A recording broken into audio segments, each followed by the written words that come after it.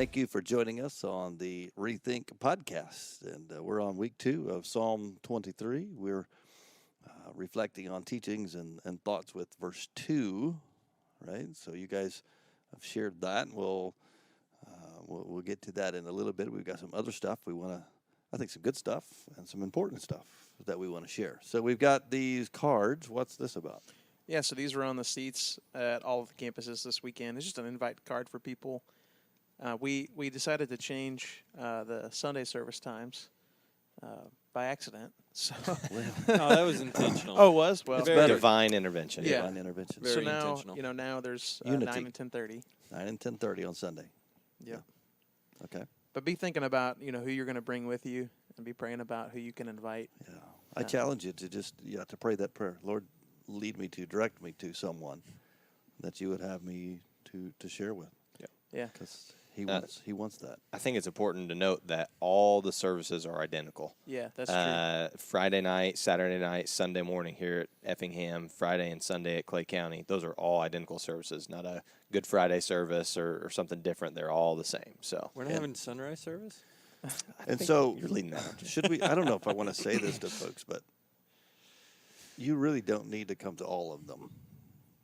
Can we say that? Yes. Like a part of the reason we're having multiple ones is for room. Yeah. Right. And we love folks that come repeatedly, but you don't come to all of them. Can I believe I just said that? Unless you're going to do multiple offerings. Oh, jeez. Oh, man. Or serve, or Oh, man. Well, one of my favorite stories about these cards is we started doing this, 40 years ago? Something like this, putting them on chairs multiple weeks at a time. My favorite story to this day is still the lady who grabbed one of these the first week, immediately knew in her mind, this is the person I need to bring. And so she, waits till the very last week before, and it's Thursday before the Friday service, and she walks up to a lady, she's a teacher, walks up to a lady across the hall at work and says, hey, I really want you to come with me to Easter. And the lady pulls out a card and says, you're kidding. I felt like God was telling me to invite you. They went to opposite services and didn't even know. So it's pretty cool. So That's good. Well, Psalm 23, we got our special guest with a lot of Hebrew knowledge, culture, and things of that nature that we talked to that's helped us to understand some things about this text. And he's going to share some things with us. And one of the special things he's going to do is actually share this from Hebrew as a part of the presentation. And once you kind of explain what you're doing and who you are and who you're not as a part of this, that's important for him and us. All right, and just that because we do have a bigger outreach than just the campuses here, I want you to understand that, I'm not an ordained minister. I represent no similarity of orthodoxy, so to speak, in the Jewish community. I have an intense background and study in this and the words, the language. I'm a word geek, for lack of a better things, but it does help you to understand my purpose of this. I have a very sacredness, and this is the holy tongue, and you don't speak that except to the Lord. And that's not to say that the other folks aren't worthy, but I think if you don't hear this in the native language, and people, they get caught up and they want to read this and they want to go, teach me this. Now, what's this word mean? Now, what's this? This doesn't translate. You can put words in there to say, so to speak, but when Adonai Roy Lord Shepherd, that's all we need. We don't have a lot of the pronouns, and we don't have a lot of the other things. Sometimes it's implied, but that's the whole point, is that just this past week, I get an email once a week, sometimes twice, about what to do, and it said you should be reading your prayers or songs, psalms, and all Scripture is a song. According to the Hebrew text, if you go to the synagogue, everything has this cantillation, the tone that tells you how to understand it, how to do it. Kind of like Jeff mentioned last week in the service, he was the song leader, and you have to learn the thing. So we call that cantillation. So I just want to put that out there that like I said, don't take it that they've brought someone from the Orthodox community in to they can't afford me anyway, and they certainly couldn't afford me. but it's a passion of mine. It's a pleasure, and like I said, to hear this in the Holy Tongue, you don't have to understand a single word. Listen to the cadence. Listen to the tone. Haven't done this in 54 years since I graduated. I can't carry a tune in the bucket. It sounds a lot better if you really do listen to someone, a cantor we have that's been classically trained to carry all these tones. And we're going to talk about some of the other things in here about there's something, like I said, we call a pregnant pause where you wait for emphasis between the words. And that's how you can see the mood changes. And that's part of the cantor's job is when you're leading the congregation, the way you speak it, the way you lead it, actually is interpretive, and it helps to portray the meaning of the words, and we all do that. Just the way you read a sentence, the points of emphasis you make on words or the pauses change the value of the words. And that's intentional, though. That's exactly the way you do it. And I kind of cheated a little bit for the last two words. I give you the Jeff Michael slower, lower, and for more emphasis. but around here they call that mumbling. Well, and I did a sample run for him earlier, and I thought, oh, that's great. I messed up like the third word in the thing, and one of them goes, yeah, I caught that. Yeah. Why don't you share with us? Let's do it. Okay. All right. So, and we'll get into this a little later. So, Hof Gimel. Mis mala David, Adonai roi loi exar. Bena ois deshe, yarbitseni. Ame manu kois, yena haleni. Nafshi Yeshoeve, Yankeni, Bemegalazadek, Lamon Shimoy. Gam Kiele, Begez Almavez, Loi Irara, Kiata Imadi, Shiftaka Umesh Antaka, Hema Yanakamuni, Tyrek. Lafon Hashukan, Negedze Roy, Di Shanta Vashiman Roy Shi, Koisi Revaya. Ak Toy Wokese, Yordafoni, Koyame Kayoi, Bashante Baves Adonoi, Leoi Rek Yamin.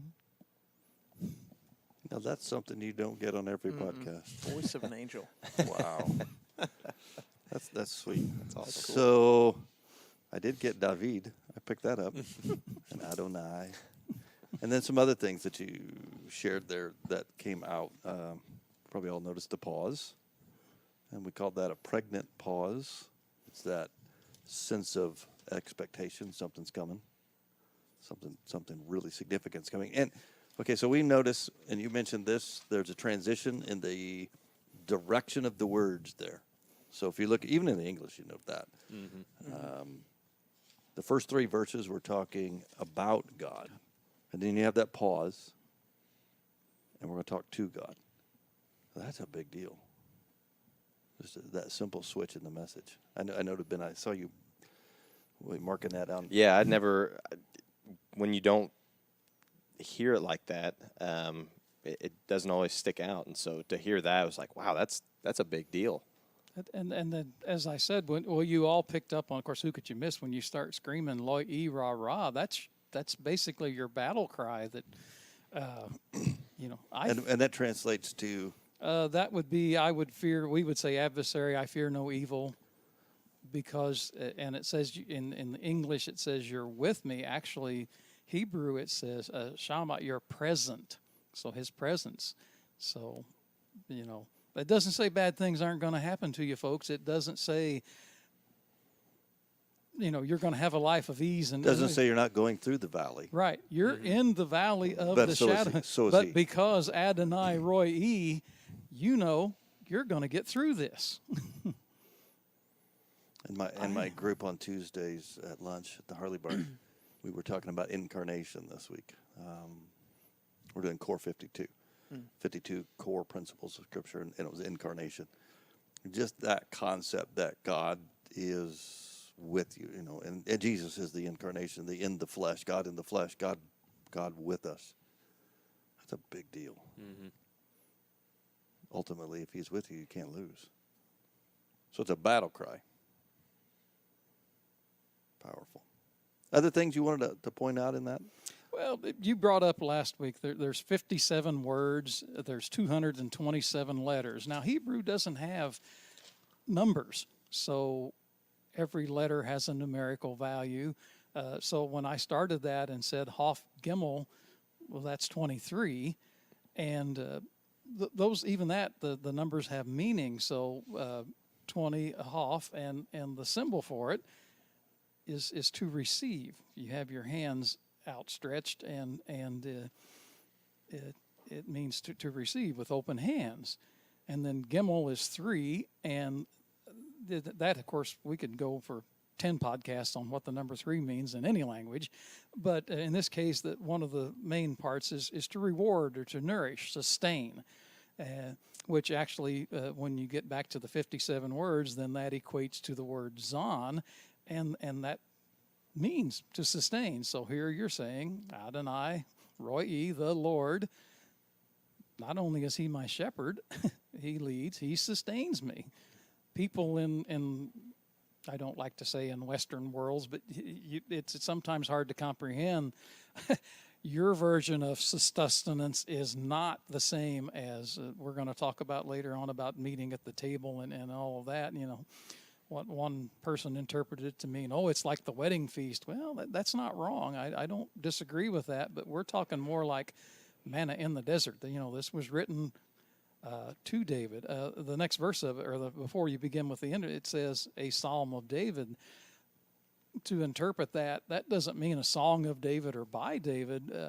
It actually would come to mean David is being in the wilderness of Zin, chased by Saul, and he's running, he's hiding out because he knows he's going to kill him. And he gets in there, and he's begging God to sustain him, to protect him, and and even when the time comes and he has an opportunity to kill Saul, what's he do? He tears a piece of his coat. So then he says, he's still, no matter how bad he is, he's the Lord's anointed. I can't take this man's life. So Total trust in God to take care of him. As you brought up last week, I lack nothing. If you read that in English, right to left, like in Hebrew, if you would say, I lack nothing, Adonai, my Lord, my shepherd. Roi, and then the root of that comes from Rhea and friends. So not only do you have think about that concept, this is your friend that's coming down to protect you. That's in Christian belief, maybe that's not such an awesome thing, but I just think that's just wow. Yeah, we've got sometimes our emphasis on a personal relationship with God removes his intimate awesomeness. Mm-hmm. This concept of having fear of God. We lose that because he's personal. He came in the flesh, but man, he's still God.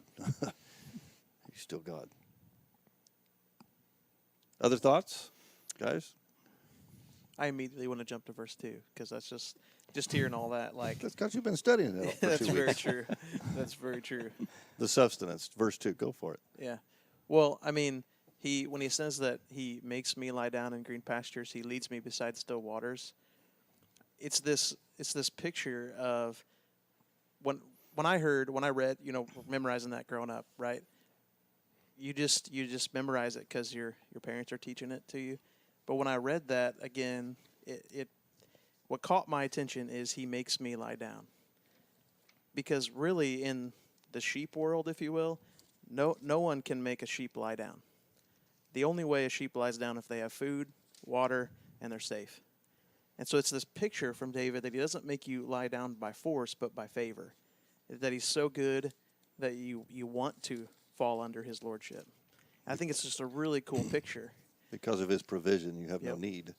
And David has realized that out of what you've explained. You know, it's just He's got to come down from the cave. He's got to his food, his water is going to be provided.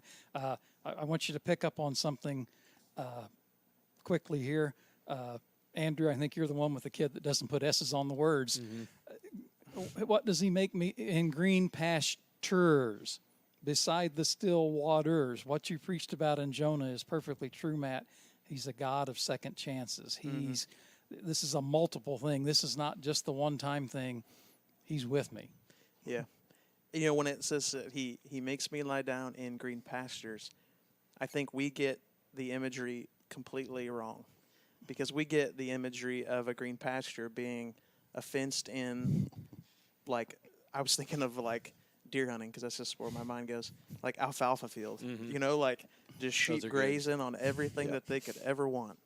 And when we were in Israel last year, you know, we were there during the wet season, and it was interesting to hear. Still not much green grass. I know. It was interesting to hear, I forget who told us this, that there is an incredible amount of green. And we get out into the wilderness, and I'm like, where's all the green? Like, it wasn't very green. There was patches of green, but, you know, it's this idea of a shepherd leading his flock from a city, community, whatever, wherever he lived, out into the green pasture. And sometimes they'd have to go a long way, because I think the wet season's 2 months from my research, basically. So that means 10 months out of the year, you're leading them pretty far. Yeah.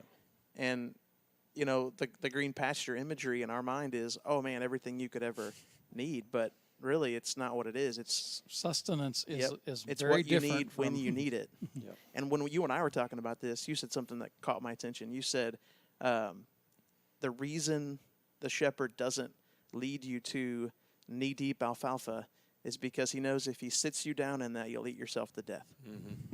And it's so true. I mean, you know, in Kenneth Bailey's book, The Good Shepherd, he talks about how a sheep would literally sit there and die because they would not stop. Yeah. And I think it's this idea that, like, the blessing, it can blind you. You know, like, when I was growing up, I remember 1 Corinthians 10:13, that God will never give you more than you can handle. And that's true in temptation, but I also think that that's true in blessing. Like, he knows that if you have too much, it'll blind you, and you'll miss God. Well, I think the picture of that, and you said it, we often think of this this idea of the wedding feast versus manna, and so you look at when God provided the manna, it was for today. And I think it was Tony Evans was talking about that God is a God of today. Not that he's not already in tomorrow, not that he's not sovereign over that, but he's going to give you what you need today. That's for the same reason that you said. The overabundance, he is sovereign enough to know what that would cause in us. I mean, that's the sheep and the shepherd relationship. The sheep, or the shepherd, if you will, like, he leads from the front, and he leads his flock through the green pasture, and they eat the same way. It's one step, a bite. One step, a bite. It's a little bit at a time, because in 15 minutes, you'll trust the shepherd. In an hour, you have to trust the shepherd. And even tomorrow, you have to trust the shepherd to guide you to what you need, not always what you want. One of the details in that story with the manna that I think is awesome is in the instruction, only take enough for today, except when you're going to take a day of rest, the Sabbath, take a double portion the day before, and it doesn't spoil, it doesn't have maggots. What does that tell you? God is totally in control of this process of whatever you're needing being provided for. It doesn't have to go bad. It goes bad because he doesn't over abundantly provide. He provides what you need. So here's the thing, like, even when you tie into what Jesus says about mission, right? As far as the Great Commission, at the end of the Great Commission, it says, "And surely I'll be with you till the end of the age."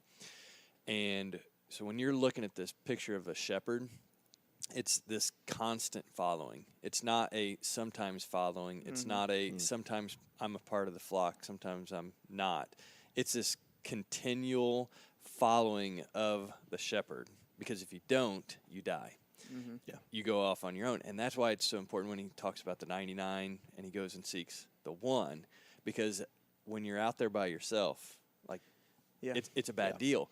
But when you tie that into mission, then is he is already led from the front. He's enabled us. He's blessed us in every way, Ephesians, right, in Jesus Christ.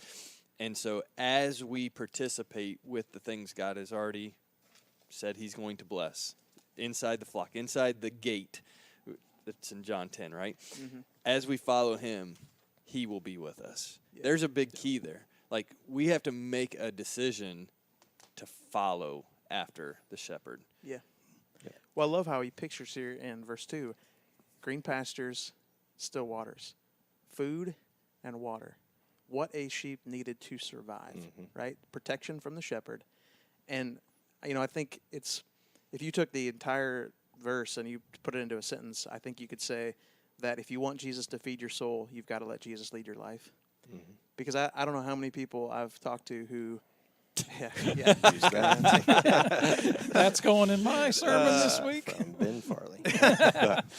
But I can't tell you Instagram how many post. people who were like, oh, yeah, I want the blessing, Yeah. for sure. Like, Yeah. I want God as an accessory to But my I life. don't want to follow. But I don't want to follow. And that is the key of this whole psalm. The rest of Psalm 23 hinges on the very first part of Psalm 1. The Lord is my shepherd. Psalm 23. Yeah, one. yeah. What'd I say? You Psalm said Psalm 1. Yeah, 1. whatever. That's been far. We'll edit that out. Verse 1 of Psalm 23, the Lord is my shepherd. That's the key to everything. If he is not, then you can go through Psalm 23 and you can expect that is not going to happen. Yeah. And I think it was Tony Evans, which, by the way, if we could get our people to respond like Tony Evans's people That'd be great, during his wouldn't it? sermon, that would be awesome. If we could preach like Tony Evans, Well, could that they may would- help. They That might respond may that way. Two-way street. their fault, Two-way not street. ours. Go ahead. But I'm starting to yell every time I preach. so he goes back to Exodus, and Moses asking God, who should I tell them sent me? And he says, I am who I am, or tell them that I am sent you. And this idea was that I am means that he is also the one that provides. So God is the only person, God is the only being who can meet the same need that he has, if that makes sense. Like, we are, as sheep, we can't provide for our own needs, but Well- we're relying on the one who can. So here's a good Oh, good go illustration. Ahead, go ahead. It's personal. This morning, right? This morning, This morning, my daughter comes to me and she says, "Hey, my teacher has been getting angry with me because I'm not taking a coat. I'm only taking a jacket to school." And I said, "You tell your teacher that your dad said that you can wear a jacket and not a coat. And if she has a problem with that, she can call me." And here's Put like his number at the bottom of the you screen. can call me. And here's the thing: is who's the ultimate authority? Like, okay, she's part of my flock, right? And I'm looking out for her the very best. And like, there's going to be other people that are telling her stuff all through life, but like, God's entrusted me with my children, and I'm going to lead them. I'm going to protect them. And, I've talked about, like, I'll kick over doors and storm the gates of hell for my children. Oh, yeah. So, like, God, Getting Tony Evans on. Tony Evans. if I'm willing to do I'm your that, daddy. I'm just saying, how much more is God? Yeah. And here's with us. this. Here's the thing. Like, I started writing on my whiteboard. Like, okay, so if God's gonna feed our soul, we've got to let Him lead our life. Are we Man, gonna he's really just let full of Him? them. Are we gonna really let Him though? Say it again. If we're gonna let If God is going to. feed our Feed soul, our soul. we've He got to already let said Him lead that our one. life. He doesn't get another. I don't get another one. No, it's good. But it's I titled started the writing sermon. down on my board, like whiteboard, like all of the ways it's a struggle to follow God, and it's 2021. The first one that came up to my mind is, are we gonna follow God even when He says to embrace how He views sexuality? Are we gonna follow Him even when He says to forgive our enemies? Are we gonna follow Him? And I just started coming up with this list because it's so easy to say, yeah, God, I'm gonna follow you until a difficult season comes, and then that's where the rubber meets the road. Is my And old man exactly said. where the pregnant pause comes in. That's perfectly the same as you. God doesn't promise you you're going to live a beautiful, blessed life. He doesn't promise you. He says, "I'm going to be with you." It's actually, it's not a promise to, but it's a kind of a expectation established that as your shepherd leads you, not only is there quiet waters and green pastures, but they are in the midst of the valley. Mm-hmm. So we went to go together. We've been all over the country, up in the north where the Golan and such. There's a lot of green, but you go to Bethlehem where David grows up as a shepherd. It's seasonal, Yeah. Yeah. right? Yeah, that's a good way to say it. And then to go further south, we went to En-Gedi, where he retreats in a Saul pursuit, and he's hiding in the cave, and that encounter that you mentioned where he cuts off the corner of his robe. En-Gedi's a spring, so it's green right there. Like up the That's it. the path. Right. And so that's this idea that modern gospel health and wealth stuff is, it's not green everywhere. And water's not abundant everywhere.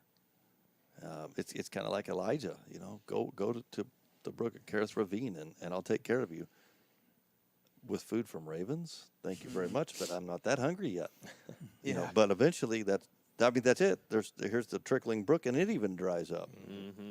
So move on to the widow's house, and she runs out of food. I mean, it's minimal at times, Mm-hmm. but it's what we need. And it's that picture that I keep coming back to that connects to the last verse. And I don't want to utilize all the thunder from Well, that, but when it's I because was- we're not just for this life. Yeah. It's eternal. And jumping to the last verse, don't want to get ahead either. But like you said, look at that promise. I thought you're talking about. We're going to preach an Easter sermon from the Old Testament, and I thought, where else are you going to get and that when you see that when you do a blessing in the prayers, we talk about in our lifetimes and in our days, and when you translate this, it translates not to eternity, but it translates for many long days. Well, when we say in our lifetimes, that means here now in the present physical state. When he promised you that you're going to dwell with him many long days, this means eternity. Every Sabbath, every when we light the candles, that's the blessing, and that's what this means. That's when your cantor does that. That means that this is a promise, folks. You do this, and you'll be with me. Wow. Wow. Even in the wilderness. That's what I love about this picture is like, the shepherd leading his flock into the desolate land, right? And he leads them to what they need. And I think there's a lot of people that would say like, well, I'm in the wilderness in my life, and I don't know what's coming next. And I think it's just this continual reminder that the shepherd will give you what you want when you need it.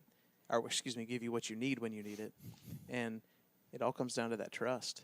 John 10, my sheep know me and I know them. Mm-hmm. Do we know his voice? We got to know him.